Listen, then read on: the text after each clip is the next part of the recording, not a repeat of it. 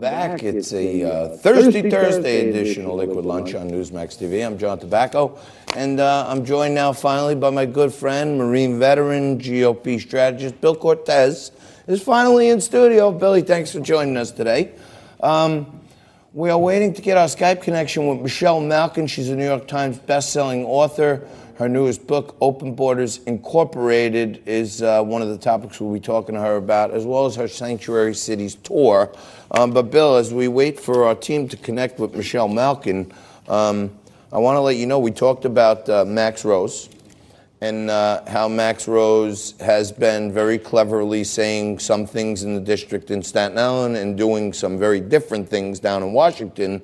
And today we called his office. I emailed him, I called him, everything. All right, we'll get to Max Rose in a minute, but we haven't heard back from him yet. But we did have success getting one of the most famous and noteworthy people we've ever had on Liquid Lunch. Michelle Malkin, New York Times best-selling author, joins us today. And Michelle is also on a show right here on Newsmax TV. Michelle Malkin Investigates. And Michelle, I want to thank you so much for joining us. I know you're on the Sanctuary Cities tour, and the Open Borders, Inc. is quite an interesting book, and people don't understand what's really behind this stuff. But thanks for joining us. Thank you. I appreciate it. Yeah, I've been crisscrossing the country. I was on the East Coast for the first part of my tour at the beginning of last month. I took my Stand with ICE rallies to Montgomery County, Maryland, which is a notorious illegal alien crime breeding ground over the Battle of Sanctuary Cities. And then I just landed home after a swing in Minneapolis, Phoenix, Seattle, and Portland, crazy Portland, in the belly of the anarchist beast. Wow, that's for sure. And we had, a few weeks ago, we had Andy Nago on, who's an independent journalist. I'm sure you know about it. And he got severely attacked for just trying to report on one of those anarchist Antifa rallies. How crazy is it getting out there that these people can get away with violence and the president can't even get away with having a phone call with a foreign leader?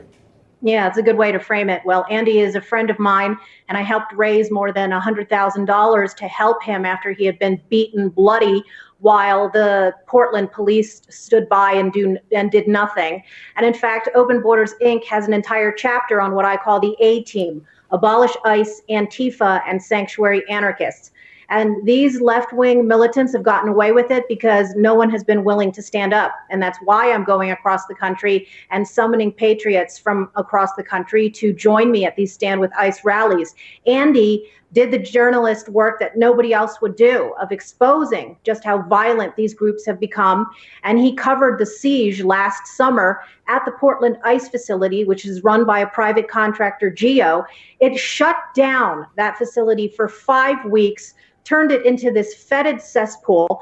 The city establishment did nothing. They're run by a radical mayor, Ted Wheeler, who has declared the entire area essentially a no-go zone for law-abiding people who stand up for immigration enforcement. And it isn't until there are grassroots revolts across the country that we're going to be able to stop what's fast becoming the transformation of a sovereign nation into a sanctuary one. Well, thank you. That's amazing that, and we talked about when the whole rat scandal was going down, the nationwide pest control company, Orkin, did a survey, and the top 10 rattiest cities all happen to also be sanctuary cities. And it's crazy that most of these towns that you're talking about and you're touring, they've been led by progressive Democrats for the last 20 or 30 years. I happen to be joined in studio today by Bill Cortez. He's a Republican strategist and a Marine veteran. And Bill had a couple questions for you too, Bill. Michelle, just here in New York and New Jersey, as of last week, you had 2 child rapists who had ICE detainers issued for them, but were not honored by these respective states. And now you have 2 child rapists who were let loose and are on the lam right now. My question to you is, we look at the Democratic field coming up in 2020. Are there any adults in the room on the Democratic side of the aisle? To me, it seems like Republicans have been pretty solid and pretty lockstep where they need to be. Are there any adults in the room on the Democratic side of the aisle?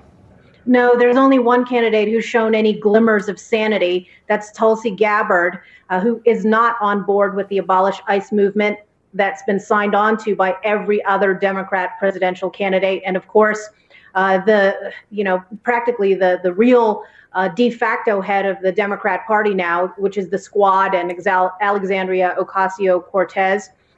You mentioned New York and New Jersey, and I just want to flag for you, and it's important that people understand the funding mechanism behind how all these people got into office and who's mentoring them, that the New Jersey Attorney General is a protege of an Open Society Foundation's top official. Open Society Foundations is funded by and was founded by George Soros. He's spending $18 billion of his $25.2 billion net worth to sabotage our sovereignty. I'm not guessing, I'm not theorizing. He has declared that sovereignty is an obstacle to his goal of global governance. And so you look at the sanctuary metastasis across the country. There are now 564 jurisdictions, the entire state of New Jersey, as well as all of those liberal social justice hijacked pockets across New York. And you can see how it's endangering ordinary Americans, let alone people who live in these so-called migrant communities. Now, the left will tell you that sanctuary policies make illegal aliens safer. That's a bunch of bull crap. Pardon my French, because you look at Montgomery County, you look at what's happening in the metro area in New York and New Jersey, and it's primarily people who live in those communities that are being terrorized by the likes of MS-13 and illegal alien serial rapists and drunk drivers.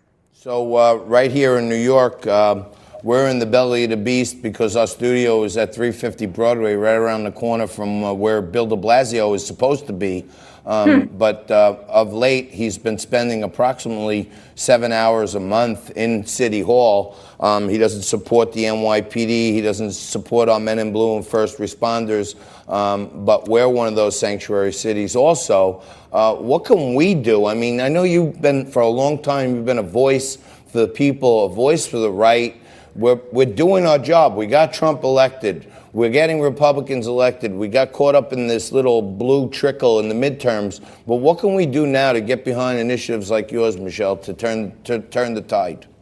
Well, I'm going to continue with my Stand with ICE rallies across the country. Texas is going to be next for me for the next big rally that I'm going to hold. People can hold these rallies near ICE facilities in their own backyards, and they don't need me to do it. What we need is people to exercise their muscles of patriotism and civic engagement. And it's often said of people on the right that we're not good at doing the kind of community organizing the people on the left are. And I think that's a bunch of bull crap too.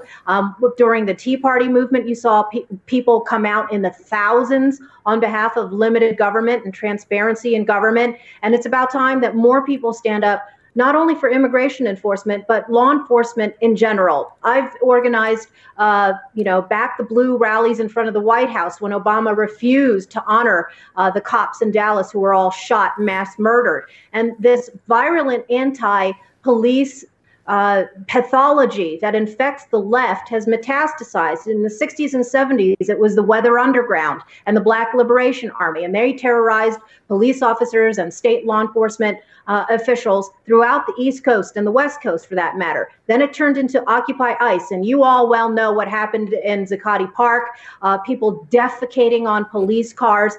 That definitely escalated during the Obama their jobs, protecting and serving and securing our country. So it starts there. And then what I'd like to see is more people support with their own tax dollars and their own money efforts to sue these people who are endangering us. I think we need more lawsuits, criminal prosecutions, and yes, we can do it ourselves on impeachment too. We should be impeaching open borders judges who are standing in the way of our safety. Well, that's a heck of an idea I didn't think about. You can't see me, but our friends from the NYPD visit us at the studio all the time, and I'm with you. We stand with the men in blue and the first responders, and I'm wearing my NYPD hat, but we're going to take a quick break. Michelle Malkin's going to stay with us. We're going to come back. We're going to find out what's going on with Michelle Malkin Investigates right here on Newsmax. Also, her new book, Open Borders, Inc. and how you can hear a lot more from Michelle Malkin tonight with our good friend Johnny Bachman on Newsmax at 6 p.m. We're going to take a quick break on Liquid Lunch. Thank God they haven't banned the ice yet, because that would make my liquid lunch a lot warmer. But we're going to take a quick break. We'll be back with Michelle Malkin right after this.